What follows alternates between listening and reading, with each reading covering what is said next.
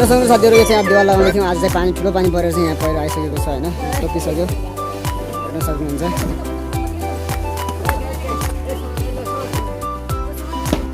आइसक्यो साथीहरू, हेर्न सक्नुहुन्छ पहिरो कसरी आउँदो रहेछ भन्ने कुरा।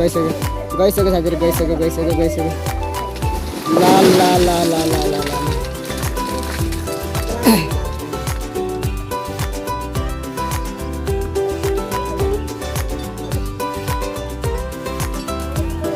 जाने खाली ढल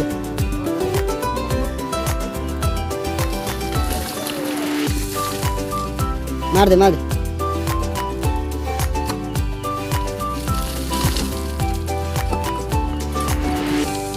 अब नहीं आएगा, छोड़ दे